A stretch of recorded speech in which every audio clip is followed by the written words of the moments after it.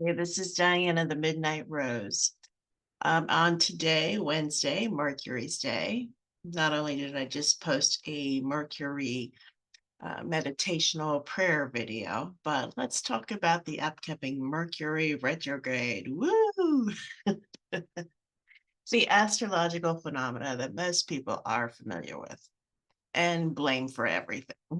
So, so Mercury retrograde does get a bad rap, and for good reason.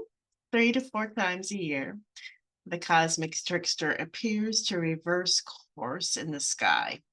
Doesn't actually go backwards, but he appears to, throwing our carefully laid plans into chaos. Emails go missing, flights get delayed, X's pop up like bad Wi Fi signals. It's the universe's way of reminding us that control is an illusion and life's script is written in disappearing ink. But when Mercury goes retrograde in Aries, which is what it is doing this time on March 14th, that's a little bit different beast.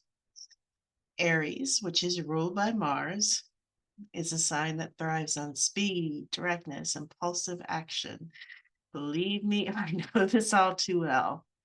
My Mars and my Sun are in Aries, so it is like flooring the gas pedal. Fortunately, I have other signs in my chart that sort of help slow things down. But it's the zodiac's fearless firstborn, that infant of the zodiac. The infant terrible sometimes, a lot of times, charging headfirst into battle before even checking if the armor is on. Now combine that fiery, aggressive energy with Mercury's mischievousness and backpedaling in retro, and you get a cosmic recipe for the very short fuses, impulsive decisions, and enough what we would call foot and mouth moments, to put it mildly, to last a lifetime. So, and the Aries effect with Mercury retrograde is sort of speak now, apologize later. People with strong Aries in their chart tend to be that way. And Mercury is about communication. So Aries isn't exactly known for its filter or its tact. So during this transit, there's a tendency for words to fly out before brains can catch up.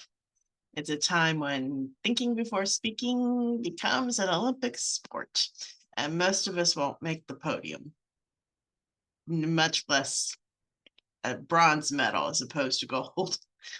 Expect fiery arguments over nothing, uh, bold proclamations that age like milk, and texts sent in the heat of the moment that require immediate unsending. Too bad Mercury also rules technology, so good luck with that. Once you hit send, it's sent and probably read almost immediately in this day and age. So, Aries does love action, and Mercury retrograde asks us to pause. The result, frustration levels at an all-time high. Plans that seemed foolproof suddenly have more holes than Swiss cheese. Projects stall, travel gets complicated, and ambition meets a brick wall. If you're launching something new, double check your details, then triple check them, then quadruple check them. If you're signing a contract, maybe hold off until the universe is done playing its cosmic prank. And this is kind of true with Mercury in any sign, that you probably want to hold off on signing contracts. And just be careful with communications in general, but a little spicier this time. So, so there's the classic retrograde special, Ghost of Relationships Past, the deuterang. Comes up, rears its ugly head again. The deuterang is a term for those exes that suddenly pop up back in your life. Do not catch the deuterain. Let it go. They're popping up probably for a reason that is not a good one, at least not good for you. So, anyway, Aries is ruled by passion because that's what Mars is all about, which rules Aries. So, if an ex slides into your DMs during this period, it's not just Mercury's doing, it's Aries saying, hey, remember that spark? But sparks can quickly become forest wildfires and out of control. So proceed with caution. The fire burns bright, but there's a reason that bridge was charred the first time. There's a reason they're an X. Remember that. So here's your survival guide for Mercury retrograde. And also, I would note that Venus is retrograde right now. So, and Mars just came out of one. So this is just, if an X comes back, yeah, to keep them, you probably want to keep them an X, or you will probably regret it. So, survival guide. Pause before pouncing.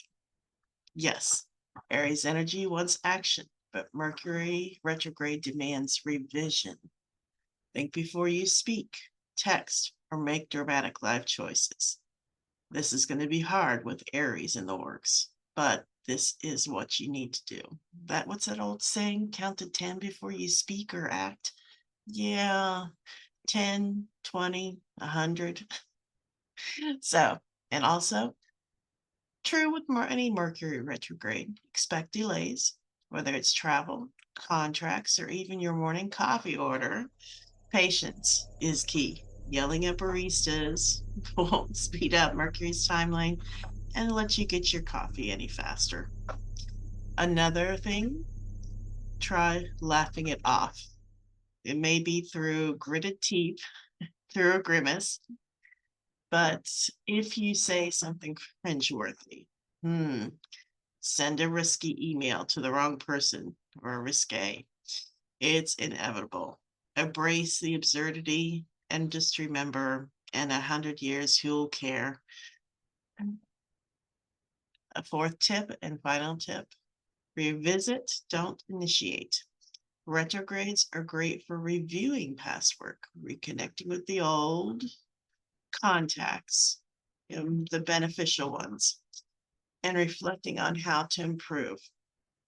Just maybe don't launch a brand new venture or, decide, I think I'm tired of having my hair all grown out. I think I'll cut bangs on a whim after all that time growing them out.